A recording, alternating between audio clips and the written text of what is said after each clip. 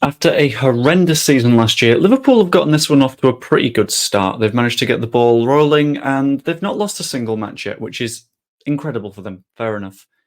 However, they will have some challenges in the coming weeks and months as more competitions kick in and there's more football to be played and various other issues pop up.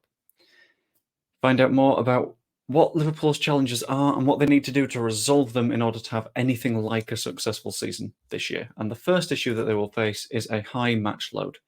The Premier League itself has 38 matches in it, and that's already a good fair few. In addition to that, you've got the Europa League where you play at least 6, and then if you keep on progressing, you can play something like 13 or 15.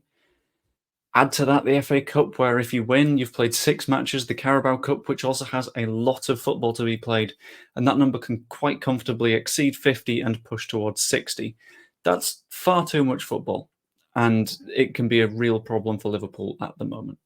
In addition to that, they already have relatively thin squad depth. They've had to completely rebuild their midfield this year.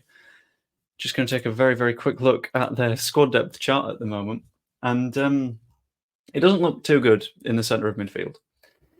For example, central midfield, you've got McAllister, Gravenberch, Curtis Jones, and Thiago, who is already constantly injured. Endo, defensive midfielder. I'll get onto that in a little bit. And Bajcetic isn't someone that you want to rely on as a constant first-team starter. I think there's a little bit more to be done in terms of squad depth, but we'll find out how they get on in a little bit. And most of this squad depth up here, and just to note, right wing is also incredibly weak for them at the moment. They have Ben Doak and Mo Salah. Not ideal. But aside from that, another issue that they're dealing with at the moment is that a lot of their players are completely new.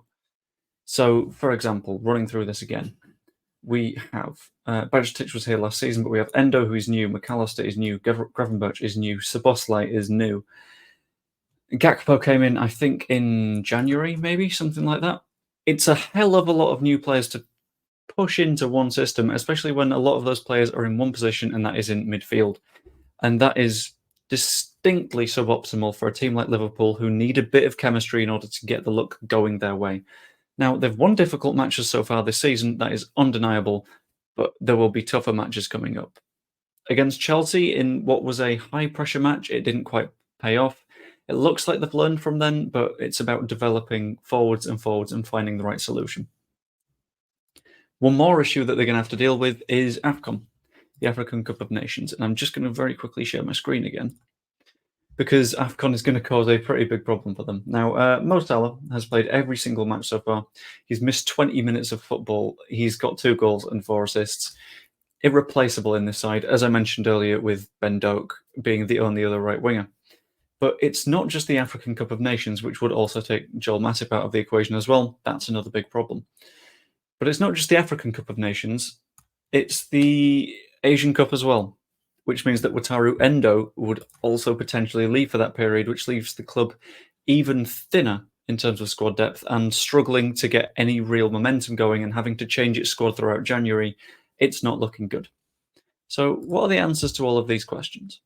I think there's a few. There's a few things that the club can do to get better results and manage the resources they have at the moment. And the first is to consider winter recruitment.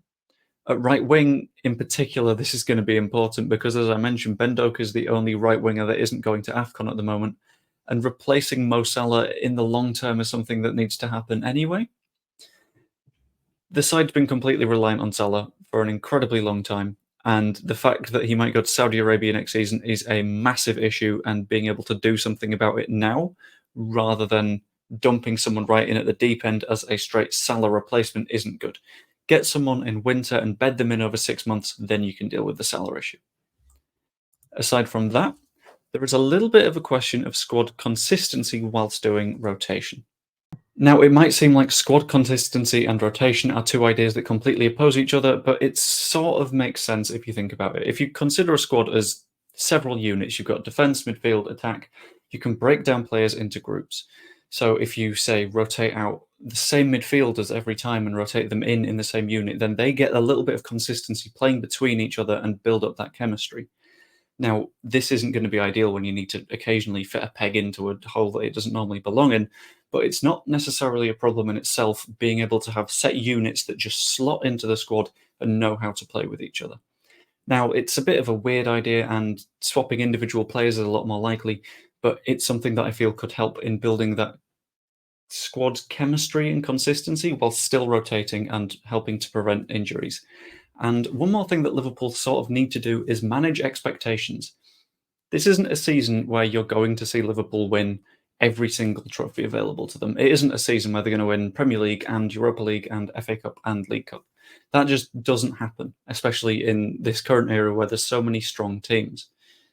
The Europa League is something that arguably Liverpool can just discard. The Champions League is more important, and whether they get into it through league position or winning the Europa League doesn't hugely matter.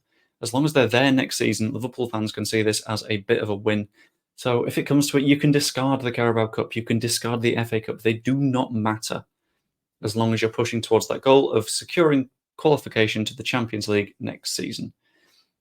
Ultimately, where do I think Liverpool are going to end up? I think they end the season maybe with a trophy.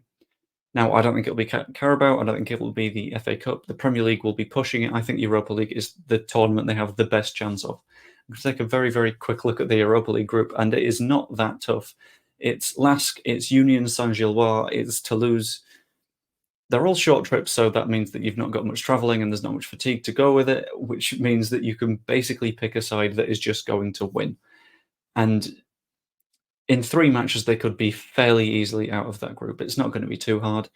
I can see Liverpool quite easily qualifying for the next rounds and then just rolling the ball forwards. If Liverpool play this properly, they can win the Europa League at a canter while still having a decent enough Champions League, Premier League position. Anyway, I hope you enjoyed the video. Let me know what you thought in the comments below. Like the video if you enjoyed, and I will see you later.